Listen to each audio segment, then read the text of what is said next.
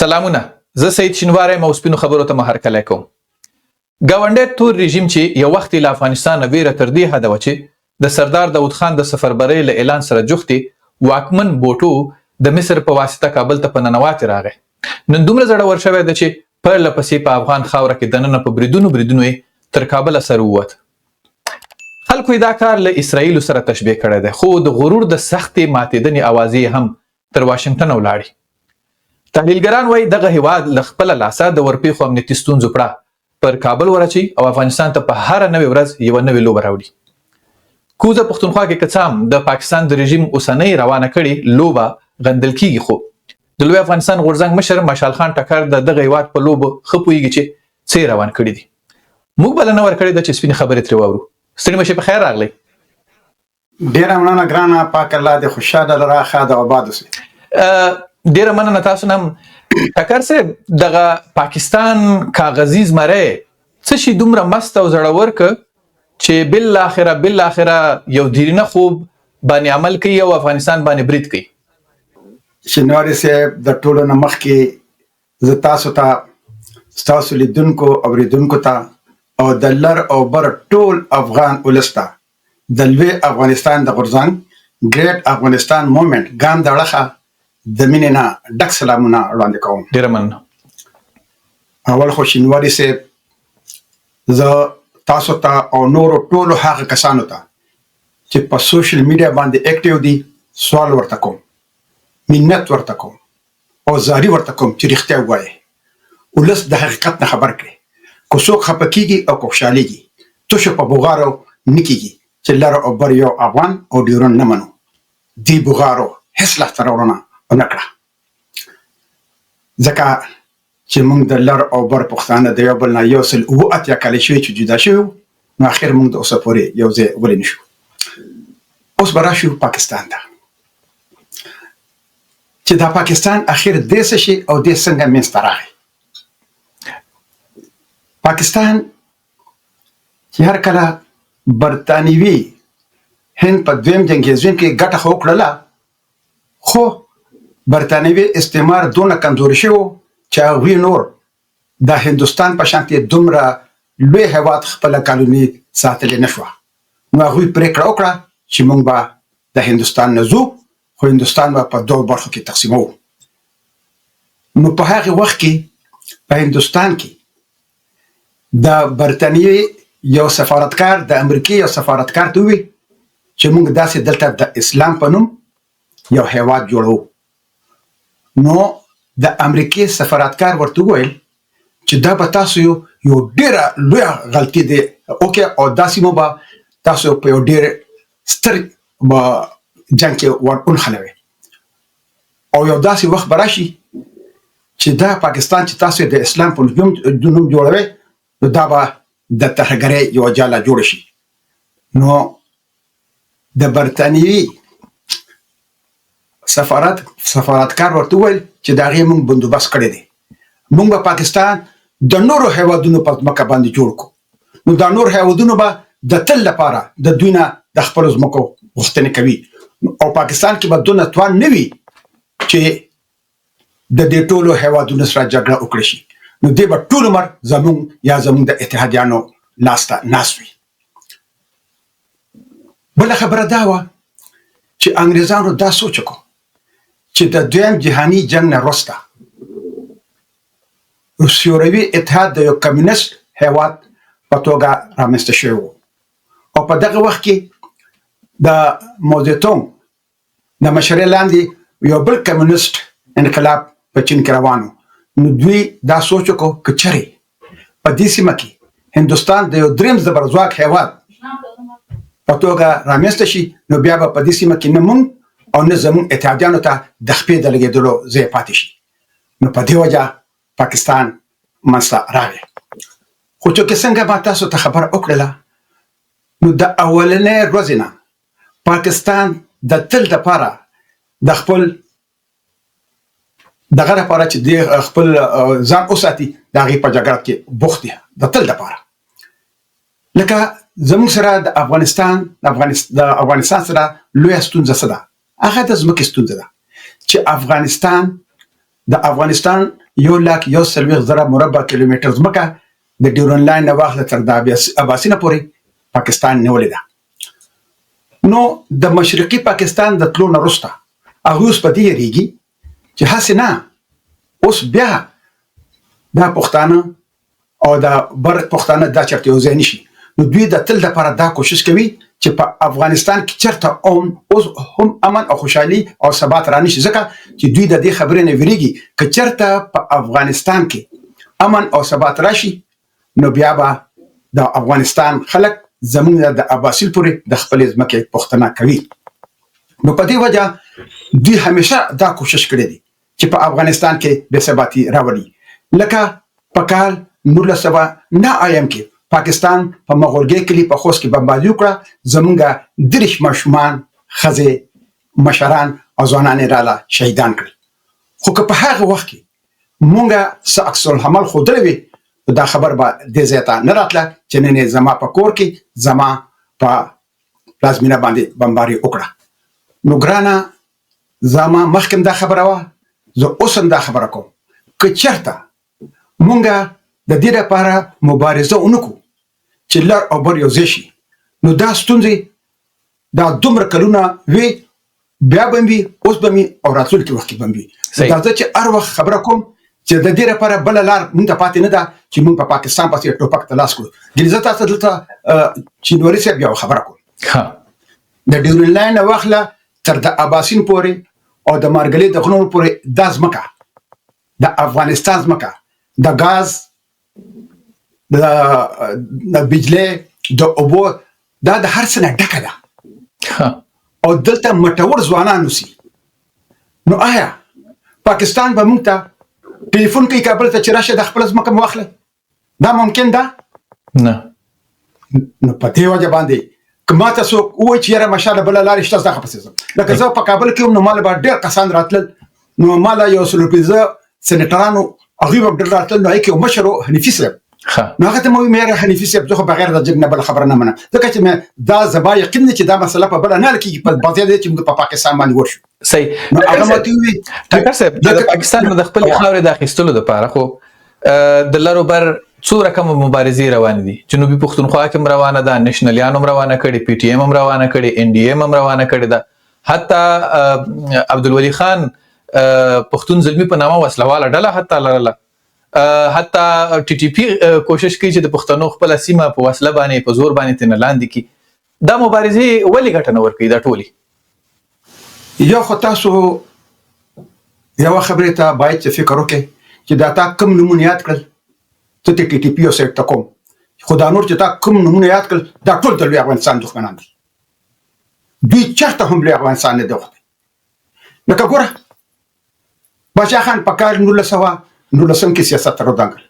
هغه موږ ته 88 کاله سرې ټوپۍ په عدم تشدد را په سر کړې.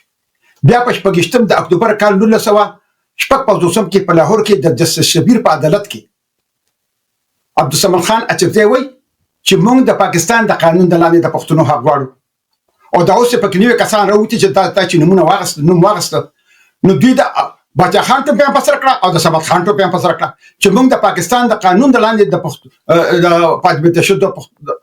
عدم تشدد د پښتنو حق غواړو. نو هغوی که متوره کړې وه چې دوی به دا توره وکړي. خبره داسې ده دغه وایي صنوبر خان کاکاجي وایي عدم تشدد د انسان نه اجرا جوړه اجرا. که مونږه خپل وطن اخیستل غواړو بغیر د ټوپکه بله لار نشته. نو زه تا ته هغه خبره بیا کوم، نو چې ما حنیفي صاحب نه پوښتنه وکړه که تا سره څه لارې ماته وښود زه تاسو پسې ځم. هغه ماته وایي و ټکر صاحب چې کله نه تاسو سره مېلاو شوم وایي خدای ګواهي چې ساره پاسه دوی چې ټکر صاحب ځکه چې ما د جنګ اعلان کړو د پاکستان خلاف، و چې زه چې ټکر صاحب اعلان وکړو موږ په پاکستان باندې ورشو. ګوره که تاسو سره څه لارې تا ته یم شیدوري صاحب که بله لار تاسو سره دی چې پاکستان مونږ ته د خپله ځمکه پرېږدي نو زه ستاسو پسې ځم. خو خبره داسې ده چې خبره د ټوپک نه علاوه دا خبره نه کېږي. قربان دي شي. صحیح. مشال صاحب که سړی ټوپک راخلي د دې لپاره پلان او مبارزه پکار ده، یو تګلاره جوړول پکار دي چې د حکومتونو په کچه باندې دا کار تر اوسه ونه شوی، ولسونو په کچه باندې انسجام نه رامنځته کېږي. برعکس فکر کوي چې پاکستان د دې بیلې شوې ټوټې د قابض ساتلو لپاره څه پلانونه تر اوسه پورې عمل کړي دي؟ مثلا خلک وایي چې ستراتیژیک لټولو په هڅه کې شو، د افغانستان د سیاست د کنټرول په هڅه کې شو، تر ننه پورې د افغانانو یو بل سره جنگولو په هڅه کې شو، ځینې پروژې تر اوسه پورې کامیابې روانې دي. ګوره ګرانه، پاکستان د افغانستان لپاره خپل یو پروژه لري. نو که په پاکستان کې هر څوک په دولت کې وي، کاغه نظامی حکومت وي او کاغه ملکی مدني حکومت وي، صحیح، خو د ټولو یو ایجنډا ده چې هغه خبره چې د پاکستان د افغانستان لپاره هغه کوم جوړ کړي هغه یو ده، هغه کې هیڅ فرق نه راغلی. دا لکه بوټو په افغانستان کې د لاس وخنې لپاره د مجاهدین الته ساتلی، نو د بوټو ضیاء الحق دونه خلاف چې هغه پانسي کړو، هغه اعدام کړو، خو دغه پروژه مخ پر وړاندې بوتله او دغه وخت نه راخره تر د اوسه پورې هم هغه پروژه مخ پر وړاندې باندې روانه ده. خو مونږ افغانستان سره د پاکستان اړوند سره پلان شته؟ مونږ سره هیڅ پلان نشته. مونږ سره صرف یو پلان دی، لر او بر یو افغان او ډیورن نه منو. خو آیا د افغانستان یو دولت د دنیا په یو فورم دا خبره کړې ده چې زموږ ځمکه د ډیورن لاین نه واخه تر د اباسین پورې پاکستان نیولې ده؟ لکه ګوره د کرزي صاحب وخت کې هغه 14 کاله په ارګ کې ناستو، نو چې څه وخت د ارګ نه تر اخیره ورځ باندې نو هغه خپل څه کسان وروغتل او ته باینه ورکوله چې زه شل پیرې لاړم په پاکستان ته، خو پاکستان ما ماته چې ډیورن لاین راسره ومنه او زه هغې ته تیار نه. نو د الله بنده چې ته لاړې، نو دغلته خو ناټو ناسته وه، امریکا ناسته وه، د 30 ملکونو کسان ناستو. نو په کار وه چې په اولنۍ ورځ تا ته ویلې چې دا خبره ده، نو چې ته راغلی وې ویلې به چې بهی زموږ اصلي ستونزه دا ده چې پاکستان د افغانستان ځمکه نیولې ده، که دا ځمکه موږ ته میلاو شوې نه نو دا ستونزې حل کېدو ولا نه دي. خو هغه دا خبره د هغه وخته پورې پټه ساتلې وه چې کله د ارګ نه وته چې بیا د هغې خبره اهمیت نه، ځکه چې د افغانستان چارواکو سره بغیر د دې نه خو بل څه شته نه چې بس یو د ډیورن لاین نه منو، نور خو د هغې سره څه شته نه چې ولس ته وښیي. لکه زه تاته یو بله خبره کومه شینواري صاحب، هر کله چې افغانستان شورویانو اشغال کړو، صحیح، نو چې 3 کاله جنگ یې وکړو، نو بیا په هغه وخت کې په افغانستان کې د شورویانو د فوج مشر ګروموف، نو هغه په لویټ بیرو ته ولیکل چې دا ټول ستونزه دغه جوړه کړې ده پاکستان، موږ له اجازه راکړئ چې موږ په پاکستان وشو. او بیا په هغه وخت کې د عیسائی یو کس بریګیډیر یوسف ویلي چې موږ د اوسه پورې حیران یو چې آخر روس په موږ باندې حمله ولې ونه کړه، ځکه که حمله کړې موږ ختم وو. بیا جارج ډبلیو بوش لیکي چې کله زه لاړم کابل ته او په کابل کې بیا چې هغوی اشغال کړو افغانستان، نو په کابل کې ما خپلو عسکرو ته بیانیه ورکوله، نو هغه راته وویل، ما وویل چې یاره ستاسو د بیانیې مې خط وکړه چې ستاسو ستونزې خو نشته. نو یو کس د تالار د منځ راپاسېد چې یس مسټر پرزیډنټ زمونږ یو ستونزه شته. نو جارج ډبلیو بوش وایي چې د ماته وویل چې دا موږ له د هغې خبرې اجازت راکړئ، ځکه چې دا ټوله ستونزه چې کومه دا پاکستان جوړه کړې ده، نو موږ له اجازت راکړئ چې موږ په پاکستان باندې ورخیږو. نو چې بیا کرزی سره د خپلو د وزیرانو د کابینې په واشنګټن کې د جارج ډبلیو بوش سره غونډه وه، نو جارج ډبلیو بوش ورته وویل چې ته نه غواړې چې د پاکستان نه خپله ځمکه واخلې او زه موږ وکړم. نو کرزی صاحب ورته وویل چې چاته خپله ځمکه پرېښې ده او بیا فوراً خبره بدله کړه او په بله خبره شروع کړه. نو بیا د امریکې یو لیکوال چې هغه دا په خپل کتاب کې لیکلی دی، کارټن ماکلسیان، هغه وایي عجیبه خبره خو دا وه چې دا خبره خو دغه د خولې نه وته ده، د بوش د خولې نه په خپله وته. نو که د لوی افغانستان غوښته خپله ځمکه ده او پاکستان نه اخیستل غوښتل، نو دوی چې بس ټیک ده موږ په پاکستان باندې ورځو، خو تاسو به مقابله کوئ. نو ګوره خبره داسې ده چې که مور که زوی دغه ونه جاړي څوک له پیانې ورکوي. موږ د لوی افغانستان لپاره د اوسه پورې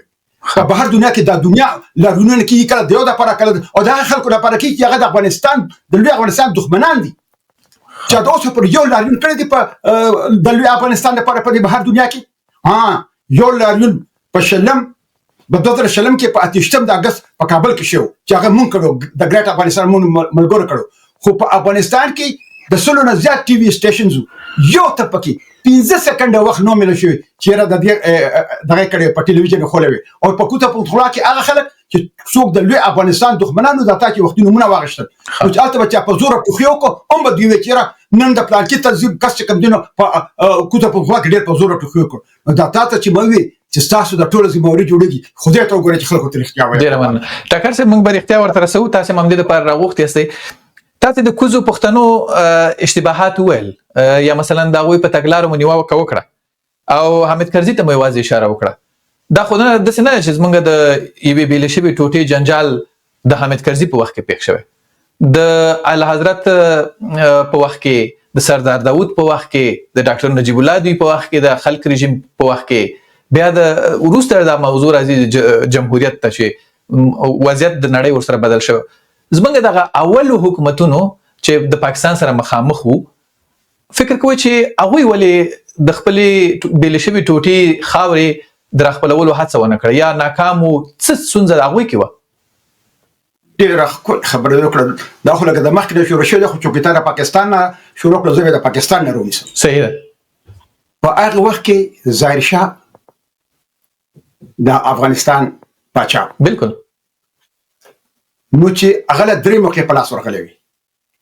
یو خو چې پاکستان جوړېده په کال 1940 کې، نو افغانستان د 200 کالو نه شتون لرلو، خپل فوج لرلو او خپل یو مکمل مستحکم دولت لرلو. خو هغه وخت کې دی په افغانستان په پاکستان ورنره چې د خپل ځمکې تپوس یې کړی. دویم په کال 1945 کې چې کله د هندوستان او د پاکستان په منځ کې جنگ و، نو ظاهر شاه د پاکستان وزیر خارجه ذوالفقار علي بھټو ته ویلو چې تاسو په دې کیله باندې د ډیورن په کرښه باندې چې کم کسان دي نو دا هم تاسو مشرقي سرحد ته هندوستان ته ورسئ او موږ به دله دا سرحد ساتو. او بیا مې ورته ویلو که د وخت په تېرېدو سره ستاسو څه قسمه ضرورت وي نو موږ هغې ته تیار یو. دریم هغه خبره وه چې کله په کال 1901 کې د مشرقي پاکستان نه بنګلادیش جوړ شو، نو دا هغه وخت و چې د پاکستان فوج، سیول ملیټري اسټابلیشمنټ، د پاکستان ولس دا ټول مکمل تور ډیمورالایز شو، دوی بالکل ختم. نو که په هغه وخت کې ما هغه وخت یو خبره کړې وه چې که چېرې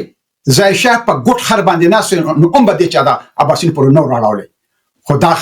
هغه دا کار ونه کړه. بیا به اوس راشو د هغه نه پس داود خان ته. داود خان د خپلې باچاهۍ دپاره د پښتونستان شوشه پرېښوده چې د هغې په تاریخ کې او د هېڅ قسمه اهمیت نه، پښتونستان او د څه شی نشته په تاریخ کې. ښه،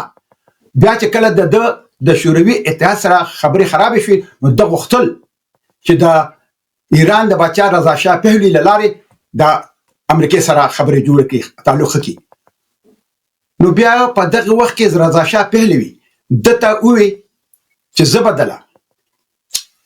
3 میلیارډ ډالر درکم، خو ډیورلاین په رسمي توګه وپېژنه. او ورسره په دې هوکړه وکړه او په دې باندې فیصله وشوه چې په کال 1908 کې سپتمبر کې به دوی ځي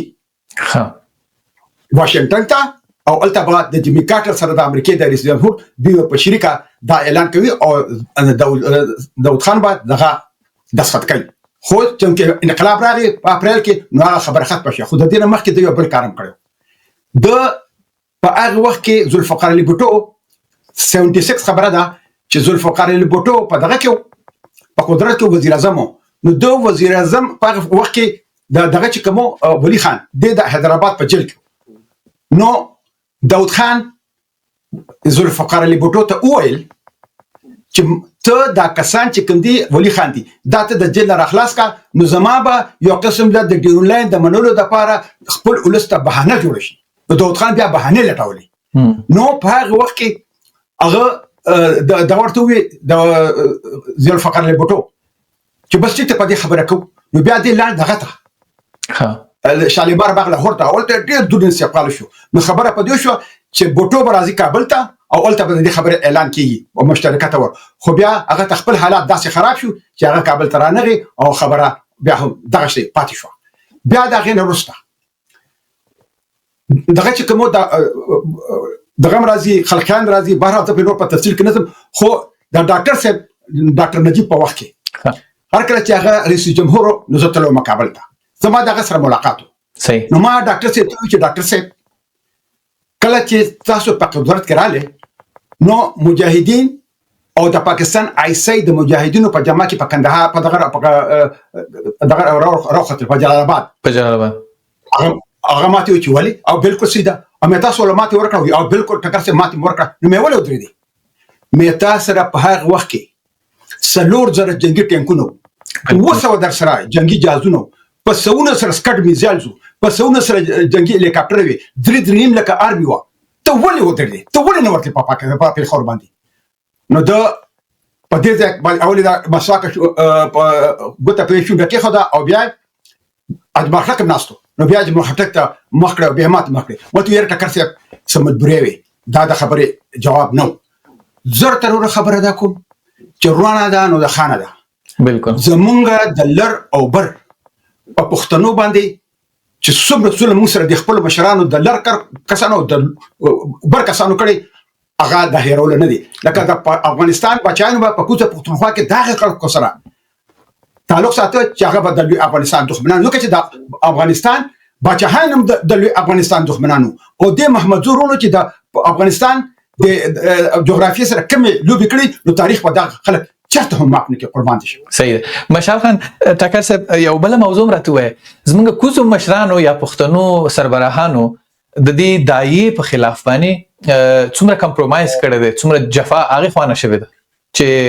موږ د یو لوی ملت په ډول باندې راټول شو ځکه کله کله تاسو خپل هم دا خبر وکړه چې هغه خواته ډیرو خلکو نه دی غوښتي چې افغانستان د لوی افغانستان شي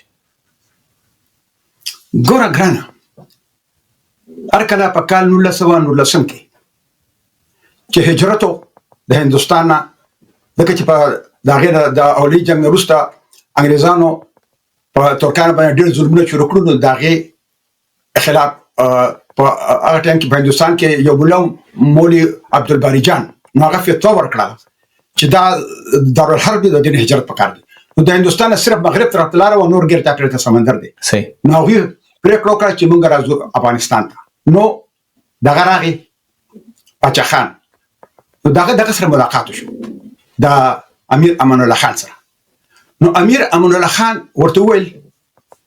چې زما په پوله ما سره انګريز د خمر په سیر باندې پروت دی د شپې تر خوب نشم کولی نو زه به تاسو له د کندوز او د مزار شریف علاقې درکم کوزه پښتونخوا خلکو له تاسو په خپل فوج جوړ کړئ تاسو په خپل دولت جوړ کړئ زم کوم او که تاسو بهر هیوادونو سره د آزاد هیواد په توګه باندې خپل تعلق ساتل غواړي نو هم اوکي خو هغه سره دا خبره ونه منله زمونږ بدبختی دا ده زه په کوزه پښتونخوا کې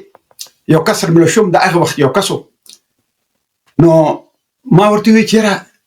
دا خبره ماته لخره کړه چې تم ډېر زیرازي افغانستان ته نو هغه ماته ته څوک زه مسلو ما په یونیورسيټي کې نو ما ورته چې خپل د عرب مسروق داسې ټکرې مو د کوم کورنۍ سره نو هغه ماته خو سره تاریختیا وي وي مو چې کابل ته لاړ شو وی ولا بس په یو ټول کې ډیره کې او بس یو سو دغه په افغاني په لور باندې خو بس یو کسر سره راشي ملو شي سره ځکه چې موږ ډایرکټ د لوی افغانستان خبره کوو خو چې باچا خان او سمر خان دی او علي خان دی لاړ شي وی دا ټول ورته پلستونو غډيږي ځکه چې لوی افغانستان نه غوښته خبره داسې ده چې زه د داسې کور سره تعلق ساتم شي نوري سره بالکل چې باچا خان په کال 1919 کې سیاست پیل کړ زمانه کې حاجی ملک معصوم خان ټکر وسره سیاست بالکل په کال 2021 کې انګريزانو زمونږه سل جریبه ځمکه اعلان کړه او په ټکر جنگ د سندرام ډیره مشهور ده او بیا چې په ټکر باندې په ټکر کې الته کړه دغه شو د انګريزانو زمانه کې بندي کړو نو ټکر او د ګیټ اپیر علاقې خلک را پاسېدل او په انګريزانو او د ټکر د کلی او د ګیټ اپیر خلکو موږ خو نړۍ جنگ شو او انګريزانو زمونږه ډیره اوسېدله زدلته یو خبره کو صحیح هر کله چې زمونږ په ډیره باندې اور بلو نو زما مشر تر حاجی ابراهیم هغه ټیم کې هغه مشومه کو ناغه وروت نو هغه الته یو کپتان هغه ولاړو په اس باندې نو دوه تکنزل شروع کړي نو الته یو دوه پښتانه ولاړو په فوج کې یو ورته وی چې زده دي زنه زکه چې هغه ته پاتې کړي انګريز ته پاتې لګ نو پرګدینا نو هغه انګريز ورته وی دا دې سوي وی زه په ماشين په خبره زنه پوهیږم خو بل پښتون ورته ګوره هم پښتون بل هم پښتون هغه ورته وی چې دې ته کنځل کې دې دروغ وي نو هغه دیم پکې کابریته ول او وجره ول دیم یې کابریته ول دنه کې چې دیم پکې وسوسي نو بیا یو سیک فوجو نو هغه د کابریته کوړه دیوار دغه دروازه نو هغه ته هغه ورته کولو د لا کوړه په درانو کې پټ شو نو چې دغه کرنیل دغه اپ کپتان زمون کوړه په اسور نه وته نو زمون په کور کې په یو کمره کې د زنانه ناسوي نو اس دغه مخ ته ولاړ د دروازې په دې مخ خو به دروازه ټکوله او زمونږ ماشومان او زنانو به د نچغه خوري ما نشنوري سي په داس کور کې سترګې غړولې دي قسم په خدای چې دوی خدا په پاکستان خو د برتانوي استعمار ناجیز اولاد دي چې ما د دوی غپلا سره نیټ کړي د ناجیز اولاد به سره ټیک او په ټوپک پته دا بدل خپل د دین ان شاء الله بالکل ټاکر صاحب خو دې کې چې ډیر مو عاطفي نه کوم یو موضوع دغه تاسو چې ویل چې کمپرمایز کوو بره حکومتونو د پاکستان سره خو دښمنۍ هم جوړ شوې مثلا د سردار داوود د وخت نه جنجالونه ډیر شول کنه د پاکستان سره د دښمنۍ پیل څنګه وشو او چا وک او پاکستان پکې څومره مخکې لاړ او افغانستان پکې ولې مخکې نشو تللی په هغه وخت کې ګوره ګرانه زه خو یو خبره بلم همیشه کومه چې وای چې موږ به طرف یو دا ډېر زیاته غلط خبره به طرفه هیڅ شي نشته به طرفه هغه هیواد کې دي شي چې کوم په خپل کور پوري آیا افغانستان په خپل کور چرته پورو او یا اوس دې چې وای چې موږ به طرفه یو تاسو نه ده دنیا ګڼ قطبی ده مخکې په اولنی ګریډ ګیم کې روس او هندوستان دغه برتانیا دوی د یو بل سره اوس په د بل ګریډ ګیم کې چې کوم لګیا دي شروع کیږي امریکا او دغه اتحادیان یو اړخ ته دي چې بل اړخ ته روس دی چین دی پاکستان دی او ایران دی او ترکی کله یو طرف ته ځي کله بل طرف ته ځي دغه په پته سړی نه کوي نو مونږ چې کوم یو په کار د چې مونږ چاله لاس ورکو لکه ګوره زه تاسو ته خبر کوم چې پاکستان جوړ شو نو د پاکستان متعلق دا ویل کېده چې دا د شپږ میاشتو زیات نشي پاتې کېدی خو هغه څه چلو کو دا پاکستان وزیر اعظم ته د هغه ټایم کې د شوروي اتحاد د بلنه رااله چې د التراشي خو چې بیا ورته د امریکای د طرف نه بلنه رااله دوی سوچ وکړ چې موږ امریکا خدا او کوم شوروي اتحاد خدي نو دوی پریکړه وکړه چې موږ پر امریکا خدا چې امریکای ته لاړل نو چې د امریکای رئیس جمهور هری ټرومن سره ملاقات نو د امریکای د رئیس جمهور د دوی د عادت چې څوک سره راشي نو اولنی کوېسچن دی دا کوي what can do for you چې تاسو تعالی څه کول شي نو چې د لیاقت خان ته وی نو لیاقت خان ورته وی چې یاره موږ سلور مطالبه ته وکړي چې موږ لا دا کار کوي خو یو مطالبه پکې دا و چې موږ سره به ډیر لاین په رسمي توګه منه دې خبر ته سوچو کته هغه وخت دا خبره شروع شوې ده او چونکه امریکا ته د شوروي خلاف په سور جنگ کې د پاکستان ضرورت نو هغه سره دا خبره بالکل ومنله خو مونږ زمونږ باندې چا باور نه کوو لکه دا چې کله د امیر عبدالرحمن خان دغه سره میټینګ غونډه وه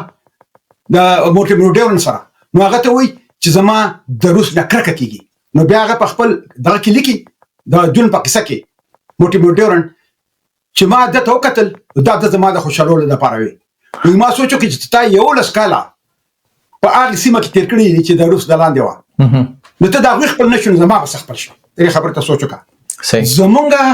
چاله لاس نه دی ورکړي لکه ګوره چې کله طالبان په قدرت کې راغلل زما یو ویډیو د تاسو ګوره هغه ټایم کې ما دا خبره کړې و چې په کار ده چې مونږه هندستان له لاس ورکو خو ډېر آیت درست آیت اوس هم چې مونږه هندستان له لاس ورکړ دا ډېره زیاته خوشاله خبره ده ځکه چې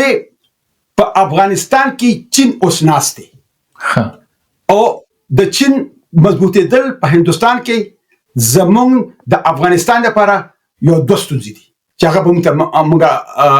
هغه سره موږ مخ کېږو یو دا چې په نوې لوبه کې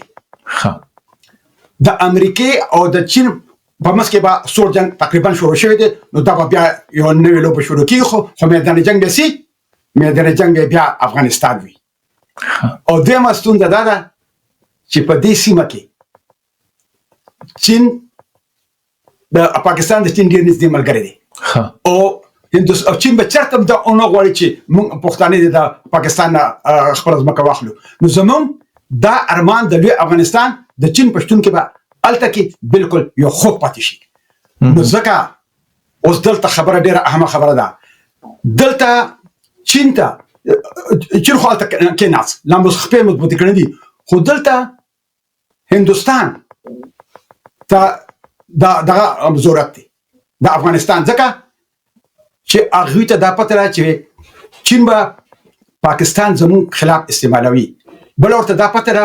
که د موږ سره په افغانستان کې څه تعلق نه وي او خلکو سره مخې اړیکې نه وي او دولت سره مخې اړیکې نه وي، نو بیا به د سنټرل ایشیا د مرکزي اسیا مارکیټ هم زموږ د لاړ شي. نو د هغوی دا مجبوري ده چې هغوی به افغانستان له لاس ورکوي او د افغانستان څه مجبوري ده؟ د افغانستان مجبوري دا ده چې هندوستان د دوی سره د خپل وطن د ازادۍ لپاره دوی له لاس ورکړي چې موږ خپل وطن افغانستان ته ورسو. دلته به ټاکر صاحب زما پوښتنه حل نه شوه. مثلا پاکستان د دشمنی چې کوي د افغانستان سره کنه، اول خو شروع تاسو وایي چې پاکستان کړی ده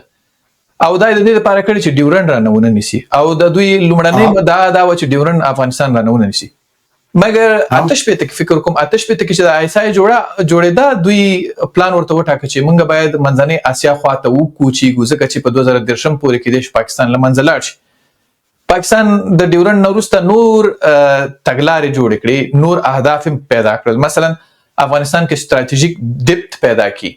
یو ژوروالی عمق پیدا کی، مثلا د افغانستان سیاست کنټرول کی، مثلا د افغانستان اوبه کنټرول کی، مثلا د افغانستان په معدنیاتو باندې خېټه واچي، مثلا افغانستان کې هیڅ کله د مرکزی نظام رانشي. هغه هم شاید خلک وایي چې د ډیورنډ لپاره تقریبا 11 اقدامات پاکستان کوي د افغانستان په ضد له تیرو 40 کالو راهیسې. دا نور اهداف د چي لپاره عملي کوي؟ ګوره ګرانه،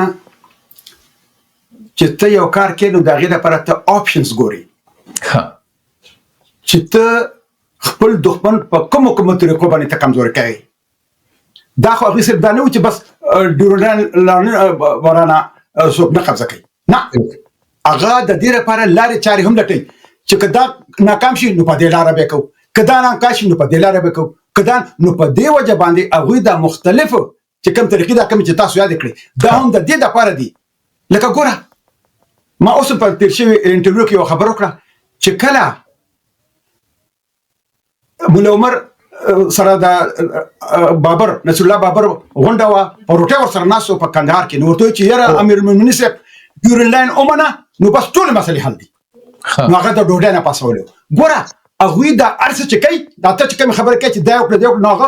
خبرې ته هغه اشاره وکړه چې دا ټولې مسلې به حل شي، خو بس ډیورنډ لاین سره په رسمي توګه ومنه. نو هغه بیا د ډوډۍ نه پاسولی او په سپین بولدک یې اړولی و. لکه چې اوس فرض کړه زه کابل کې او زه زما پېښور ته، نو زه په هوایي جهاز کې تللی شم، زه په ځمکه تللی شم، زه خو مختلف لارې سړی ګوري چې په کومه لاره اوس د پېښور ته ورسم. د پاکستان لپاره دا مطلب ده چې په افغانستان کې چېرته امن او سکون رانشي، ځکه چې هغوی ته دا پته چې دا افغانان به چېرته به د احمدشاه بابا اصلي بچي په ار کې کښېني او زموږ نه به د خپلې ځمکې ته. دا خو دلته غلطې پالیسیانې شوې، دا خو دلته غلطې پالیسیانې شوې. کوزه پښتونخوا کې، جنوبي پښتونخوا کې ولې پښتون که څوک غواړي چې د یو سیمې خلک خپل کی او په خپل هغه دایره جغرافیه کې راولي، د پاکستان په جغرافیه کې که دوی غواړي چې پښتانه راولي، د جنوبي پښتونخوا بلوچستان او پښتانه او د خیبر پښتونخوا پښتانه، نو بیا په کار و چې دوی له انساني ژوند ورکوي لکه څنګه چې پنجاب ته ورکوي. اخواته ولې دا خلک داسې خوارو زار ساتلی دي؟ ولې دومره یعنی دومره وروسته پاتې والی ژوند چې هلته ورکول شوی دی؟ شاید افغانستان کې دومره پښتانه وروسته پاتې یو تکلیفونو کې ژوند ونه لري، وژني یم، بندیان کوي یم، ورکوي یم، هر کار پې کوي. ګوره ګرانه، د پاکستان زموږ سره یوه دشمني نه ده، هغوی موږ سره ډېر زیات ظلمونه کړي. لکه زموږ پښتانه، تاسو چې د جنوبي پښتونخوا شمالي پښتونخوا دا ټوله خبره وکړل، نو موږ پښتانه اول په درېو برخو کې ویشلي وو، فزیکي طور، شمالي پښتونخوا، جنوبي پښتونخوا او قبایل. او بیا قبایل زمونږ نه ځان له داسې جدا کړو چې هغوی کې هلته خو د سره څه کول نه خو ولې وخوره که نه نو هغوی دا غوښتل چې دا پښتانه چېرته یو موټی نه شي صحیح نو په دې وجه په جنوبي پښتونخوا کې د صمد خان د کورنۍ سره پاکستان ځان تعلق ساته د پاکستان اسټابلیشمنت او په شمالي پښتونخوا کې د ولي خان د فیملی سره هغوی ځان خپل تعلق ساته چې دا چېرته یو ځای نه شي خو چې اوس پکې دا نوي کسان رالل نو ګوره خو سیاسي طور ګوره موږ دوه برخو ویشل شوو په جنوبي پښتونخوا کې د صمد خان فیملی او په شمالي پښتونخوا کې د باچا خان فیملی هغوی دا کوشش کوي چې دوی دواړه یو ځای نه شي چې بل پکې نور راوتل چې نور پکې راوتل نو هغوی وایي چې موږ هم هغه خبره کوي چې کوم د باچا خان او د صمد خان فیملی کوي نو بیا هغوی سره یو کس سره یو ځای کېږي ولې نه خو دوی د پښتنو طاقت سیاسي طاقت د دوه په ځای باندې په درو برخو کې ویشو او اوس خو پکې لا بله پارټي جوړه شوه محسن داول پکې جوړه کړه نو څلورو پارټۍ خو دې کسانو ته د بلې پارټۍ نه کسان نور راغلي یا ولا دغه نه کسان راغلي د عوامي نشله پارټۍ نه او یا ولا د پښتونخوا ملي پارټۍ نه ولا کسان راغلي لکه محسن داول او وزیر پی ټی اف ته دغه نه راغلو د عوامي نشله پارټۍ نه راغلو نو دا پاکستان دوی په خپل په برخو کې په دې باندې وشي چې دوی چرته دغه نشي په خپل منځ کې چرته سره یو موټی نشي او زموږ خلاف راپانسي نه که یو شي او راپاتېږي څه شی به وکړي هلته پښتانه ګوره ګرانه دا د ډېره ښکلې خبره وکړله مونږه د محکوم افغانستان پښتانه مونږ غلامان یو شروع به د برې نه کېږي او مونږ ورسره پاسو دا یاد ساتئ ځکه چې د امان الله خان په وخت کې مونږ هغه سره راپاسېدو او بیا یې زمونږ په سره معامله وکړه د ډیورن لاین نه واخله تر د امو دریا پورې د نیمې نه د کم افغانستان استقلال واخیسته او ستاسو قهرمان شو خبره اصلي دا ده چې زه بیا دا خبره کوم د هغې نه پس چې کله مونږ سره امان الله خان دا کار وکړو نو چې د کوزې پښتونخوا د پښتنو سره انګریزانو کوم سلوک وکړو نو هغه د تاریخ یو تور باب دی راپاسي به د بر خلک ودرېږو ورسره مونږه دا ګوره چې زه یم زما ډېرو خلکو سره رابطې ګوره په کوزه پښتونخوا کې او دا زه چې اړخ د جنګ خبرې کوم لکه چې ما د جنګ اعلان کړو او زه کابل ته لاړم نو په هغه وخت کې د پاکستان د فوج ویان اسیف غفور په بین المللي مطبوعاتي کانفرنس کې په اسلام آباد کې ویلو چې مشال خان ټکر د کاناډا نه کابل ته سر پر راغلی نو زه خو یو کس ځوانم ولې د خلک دونه یریده خو دغه ته پته وه چې که دی په کابل کې کېناست یا دی په کندهار کې کېناست نو د کوزې پښتونخوا خلک به وایي چې دی اوس موږ سره دوکه نشي کولی ځکه دی زموږ دی او دا د کوزې پښتونخوا خلک به درپسې ځي ځکه خو زه خو یو کس یم زه خو ما سره زه یم چې ما سره هېڅوک نشته خو د پاکستان د فوج ویان په بین المللي او کاناډا ته هم لیکلو او بیا جرمني ته هم لیکنې کړې وې چې دی لګیا دی د پاکستان خلاف لګیا دی د جنګ اعلانونه کوي نو ما هم دا خبره کوله چې پښتانه که هلته یو کېږي پاکستان هلته پښتنو نه څه ویره لري که یو شي مثلا څه کوي پښتانه څه کولی شي یو خو د بر کور دی والي ورسره خبره ده هغوی چې یوازې خپلو کې سره یو شي بیا به څه شی وشي زه درته همدغه خبره کوم زه چې په کابل کې نو ما ته د کوټې نه یو ټلیفون راغی صحیح ما ته وایي چې وکیلانو لایرز نو هغې ما ته وایي چې یاره ډاکټر صاحب موږ تاسو سره خبرې کول غواړو مې ټیک ده چې څه ټایم دغه آن شو نو هغه 10 وکیلانو نو هغه ما ته وایي چې یاره ډاکټر صاحب درته چې هر وخت لګې او په دې دغه پسې خبرې د تشدد والا پسې خبره کوې او د باچا خان او د صمد خان پسې خبره وایي موږ ته پته نه ده چې دا څوک دی او دوی موږ سره څه کړي دي خو ګوره یو خبره موږ سره لار نشته ګوره یو خبره ته کوم چې ته که ډیورن لاین ته ورسېدې نو موږ ټول وایي په حیثیت موږ وکیلان وایي موږ اوس دا خلک دوی یرغه عمل کړي دي خو بیا به دا ولس تاله درځي او دا خلک به بیا په دوی پسې ځي نو خو ګوره لکه زه د کوزې پښتونخوا داسې کسان دي ما سره داسې کسان چې نورې صاحب چې حیران دریان ما پاتې شي لکه ګوره ما ته د هغه وخت کې زه په کابل کې او ما ته د 3 دارالعلومونو مشرانو خبر راولېږه چې موږ به دله مشال خان دومره خپل محصلین درکړو چې تا به تصور نه کړی دې خبرې ته سوچ وکړه نو زه چې د جنګ خبرې کوم زه لیونی خو نه یاره زه په داسې کور کې شوم چې ما چېرته ټوپک په لاس کې مې دی راغوښتی د دنیا طالبینو وکړې په دنیا ګرځېدلم 8 ملکونه مې کتلي دي خو زه یم چې بغیر د بله خبره پاتې نه ده چې ټوپک ته لاس کړو ګینه ما ته د یو کس دا ستاسې مبارزه خلک هلته په عدم تشدد نه راټولېږي کوزې پښتنو کې خلک ورته چغې وایي چې څو چې ټوپک ته لاس نه کوي نه کېږي هلته هغو خفه کېږي په دې کار باندې هغه وایي موږ سره خلک چې دود نه راپورته کېږي نو په ټوپک به څه راسره راپورته شي دا خبره څومره نه دا بالکل غلطه خبره ده دا بالکل زه تاته خبره کوم ما سره یو د پی ټی آی زلمیو نه هلاس کسانو سره زما پروګرام نو هغې ماته وایي ټکر صاحب چې ته څنګه د خودي خدمتګار په کور کې پیدا شوی او لوی شوی داسې مونږ هم یو خو مونږ ته پته ولګي چې دا کسان غله دي او دوی دغه نه کوي نو مونږ پی ټی آی ته تللي خو چې کله دا ته چې کوم پروګرام جوړ کړو چې کله جنګ شروع شي نو موږ به د دنیا ته وښیو چې موږ پښتانه یو که موږ د پی ټی آی کسان ما زما ډېر دا چې د ځای خبره کوم ما ته پته زما په شا څوک ولاړ دي زه د هر څه نه خبرم قربان دي شم زه لیونی نه یم چې زه د جنګ خبرې کوم سمه ده ځکه چې بغیر د دې نه بله لار نشته که تا سره لارې ماتې ووایي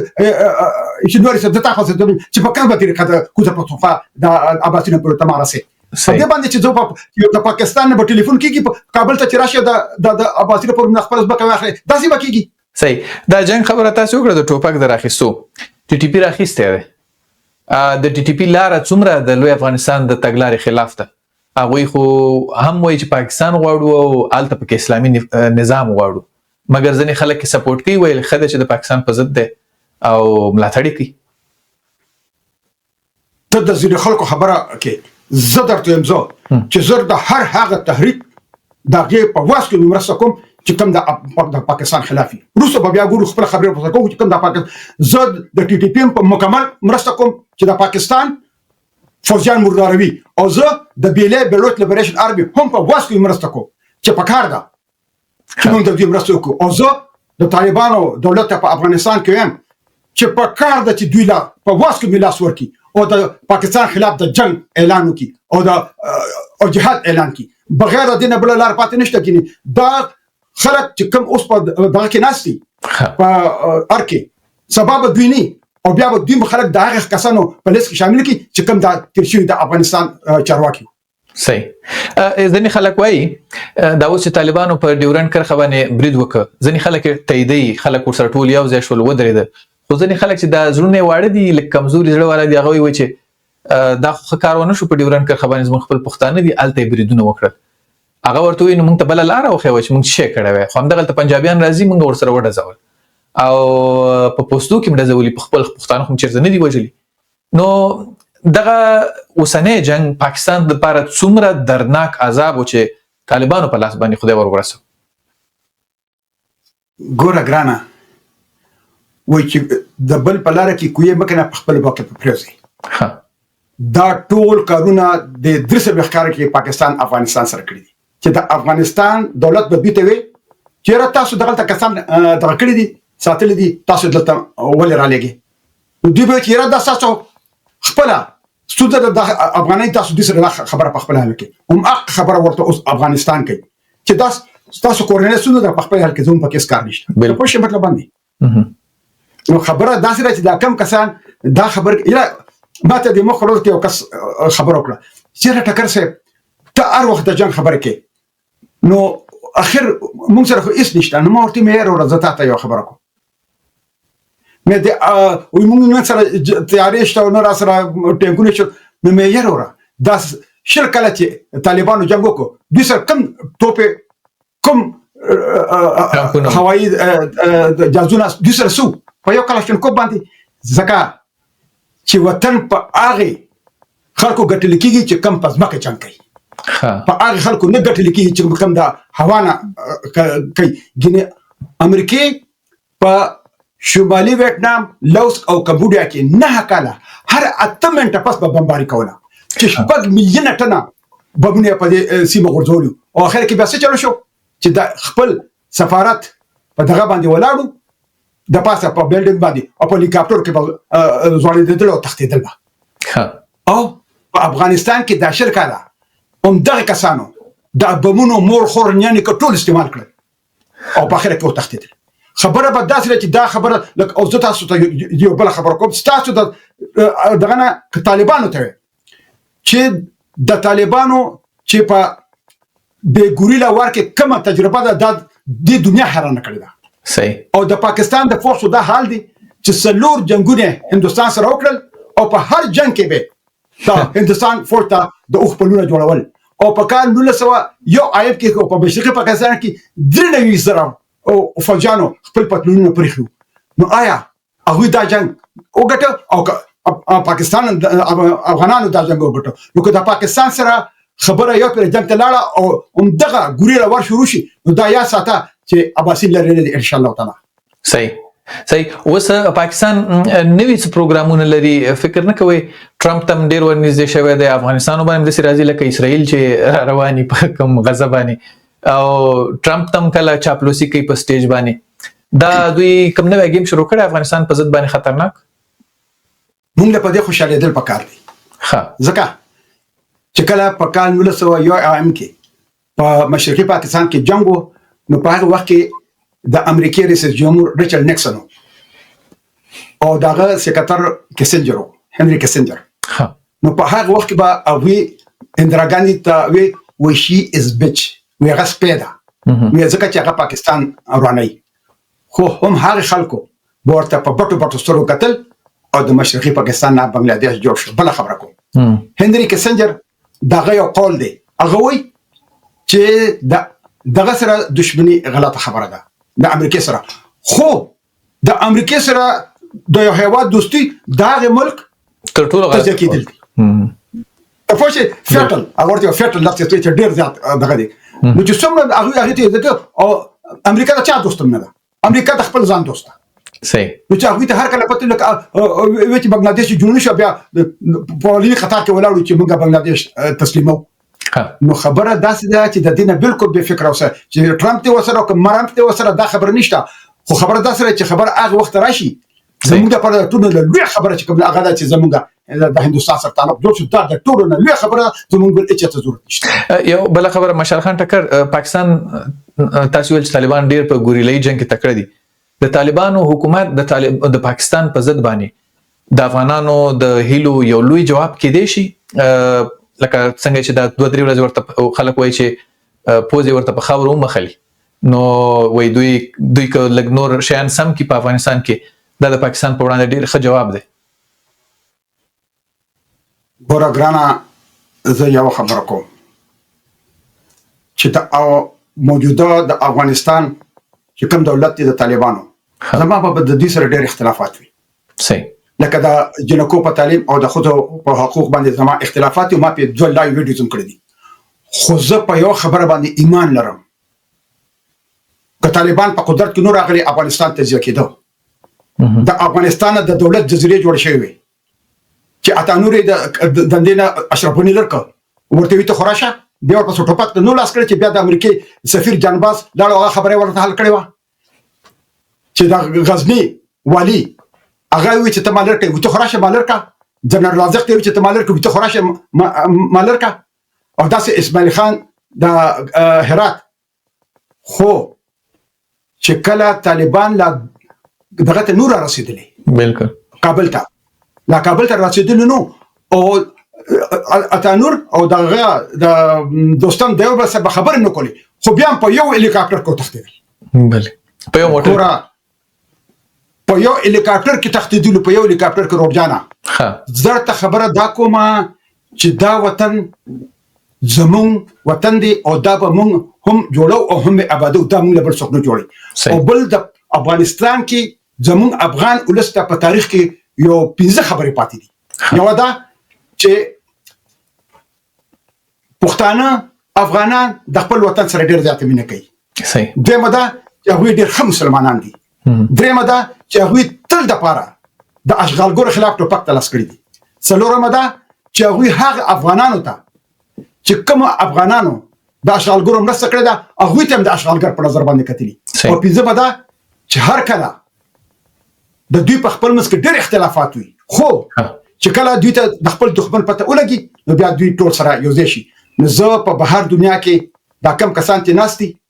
یو خو هغه کسان دي چې په دولت په بودو کې خپل ورکړي دي اوس لګیا دي کله یو خبر کوي کله بل خبر کوي چې کوم اصلي افغانان زه هغه ته وایم چې راځي چې خپل مسکه ترګنه هېر کو اوس وخت خبره د وطن ده په کار چې مونږ سره لاسونه یو کو او د پاکستان باندې ورشو ور بل لازم نه پر پاتې نه ده.